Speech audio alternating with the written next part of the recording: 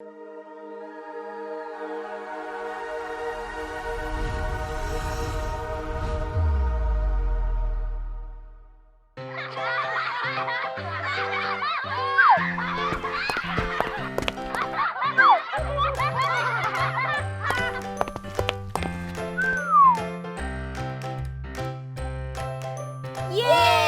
संपर्क दीदी आ गई।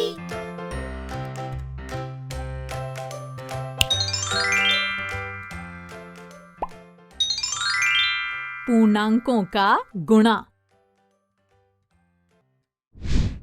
इस वीडियो में हम सीखेंगे दो धनात्मक पूर्णांकों का गुणा, एक धनात्मक और एक ऋणात्मक पूर्णांक का गुणा और दो ऋणात्मक पूर्णांकों का गुणा।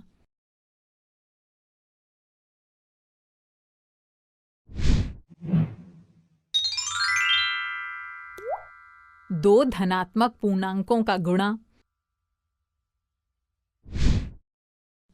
बच्चों, आप दो पूर्ण संख्याओं के गुणनफल को संख्या रेखा पर दर्शाना तो जानते ही हैं।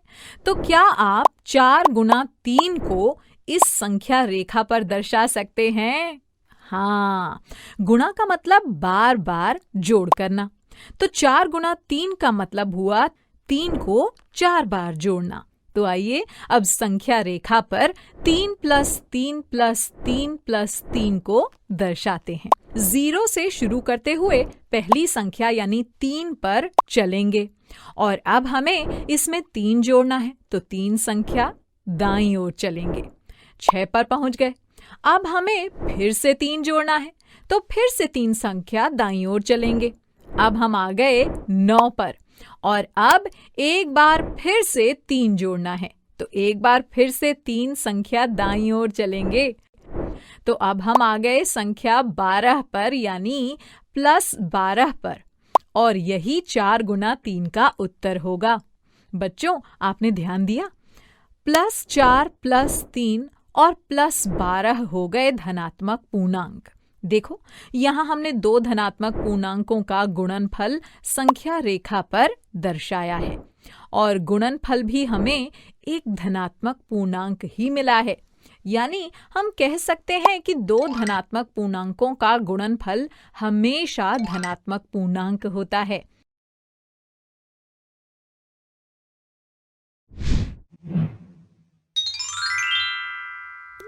एक धनात्मक और एक ऋणात्मक पूर्णांक का गुणा। अब अगर +3 गुना -4 को संख्या रेखा पर दर्शाना हो तो क्या करेंगे?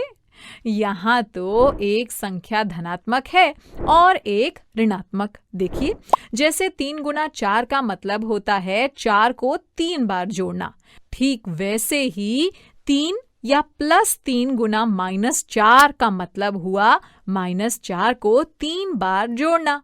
तो +3 गुना -4 को संख्या रेखा पर दर्शाने के लिए हम -4 का 3 बार योग संख्या रेखा पर दर्शा देंगे।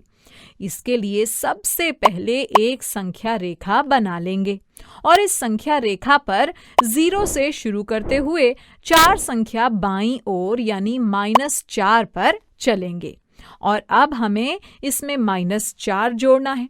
तो हम 4 संख्या बाईं ओर चलेंगे, तो अब हम आ गए -8 पर और अब हमें फिर से -4 को जोड़ना है।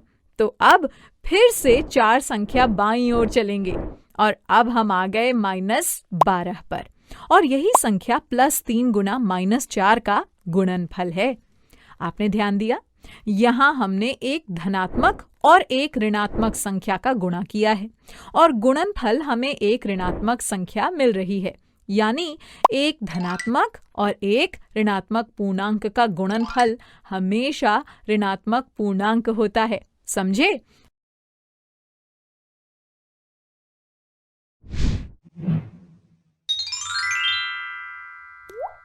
दो ऋणात्मक पूर्णांकों का गुणा। अब अगर गुणा की जाने वाली दोनों संख्याएं माइनस में हों तो, जैसे ये -3 गुना -6। देखिए, अगर हमें 3 गुना -6 का मान पता करना होता तो हम -6 को 3 बार जोड़कर पता कर लेते, पर यहाँ पर -3 गुना -6 है। और ये तो आप जानते ही हैं कि प्लस और माइनस एक दूसरे के विपरीत होते हैं। यानी -3 गुना -6 का मान पता करने के लिए -6 की जगह +6 को 3 बार जोड़ेंगे। आइए अब इसे संख्या रेखा पर दर्शाते हैं। इसके लिए सबसे पहले एक संख्या रेखा खींच लेते हैं और 0 से 6 तक चलते हैं। चूंकि अब 6 जोड़ना है तो संख्या 6 से 6 संख्या दाईं ओर चलते हैं। अब हम आ गए संख्या 12 पर और अब फिर से 6 जोड़ना है, तो अब संख्या 12 से 6 संख्या दाईं ओर चलते हैं। अब हम आ गए संख्या 18 पर और यही -3 गुना -6 का उत्तर है। इसलिए हम -3 गुना -6 को इस तरह दिखाएंगे। अच्छा, आपने ध्यान दिया, यहाँ हमें गुणनफल एक धनात्मक संख्या मिल रही है। यानी 2 ऋणात्मक पूर्णांकों का गुणनफल हमेशा धनात्मक पूर्णांक होता है। तो अब क्या आप -8 गुना -5 का मान बताएंगे? हाँ, -8 गुना -5 का मतलब हुआ संख्या +5 को 8 बार जोड़ना। तो उत्तर आया +40 या 40।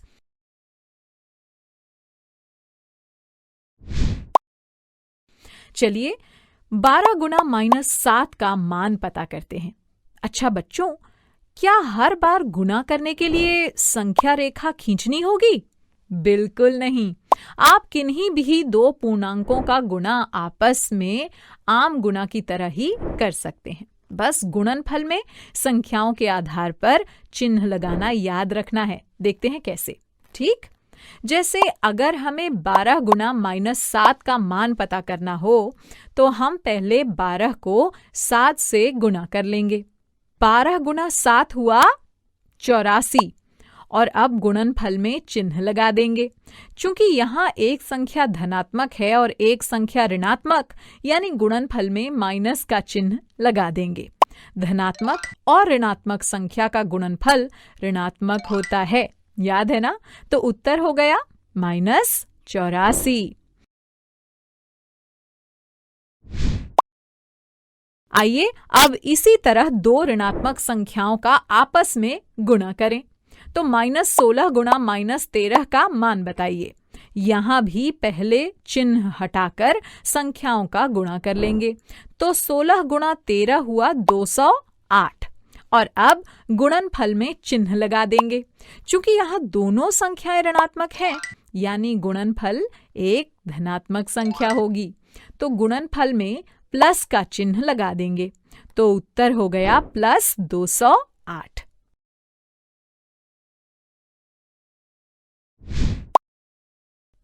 अच्छा, अब आप -267 गुना 0 का मान बताइए। अरे, सोच में क्यों पड़ गए? हमें मिलेगा 0। बच्चों, धनात्मक संख्याओं की तरह 0 को किसी भी ऋणात्मक संख्या से गुणा करने पर हमें गुणनफल 0 ही मिलता है।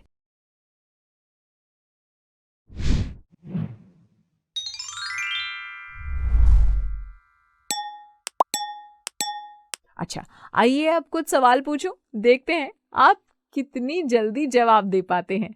चलिए, बताओ इस खाली जगह पर क्या आएगा?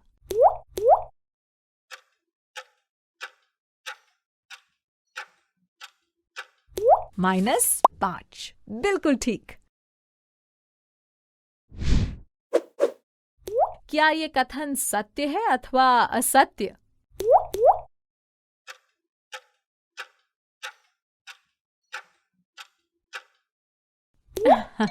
ये कथन असत्य है।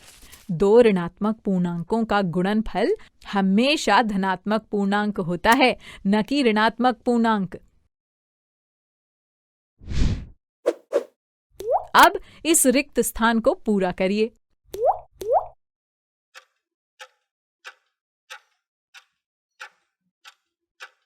हाँ, यहाँ आएगा -60, क्योंकि एक धनात्मक और एक ऋणात्मक पूर्णांक का गुणनफल हमेशा ऋणात्मक पूर्णांक होता है।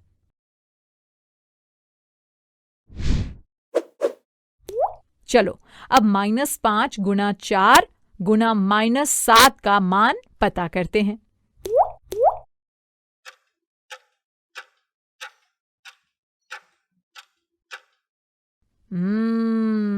तो पहले -5 और 4 का गुणनफल पता कर लेते हैं। -5 गुणा 4 हुआ -20, और अब इसे -7 से गुणा करेंगे। -20 गुणा -7 हुआ +140, यानी -5 गुणा 4 गुणा -7 का मान 140 है। बच्चों, वर्कबुक के प्रश्नों का खूब अभ्यास करना। मैं चलती हूँ।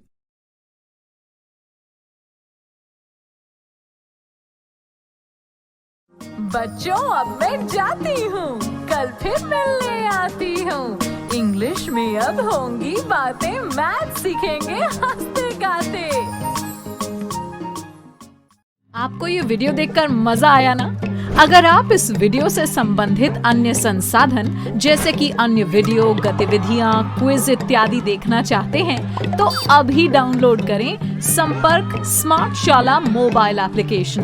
और हाँ, अगर आपको ये वीडियो अच्छा लगा हो तो इसे जरूर लाइक करें। और भी नए वीडियोस देखने के लिए सब्सक्राइब बटन पर क्लिक करना न भूलें। मिलते हैं बहुत जल्द YouTube और संपर्क स्मार्ट शाला ऐप पर।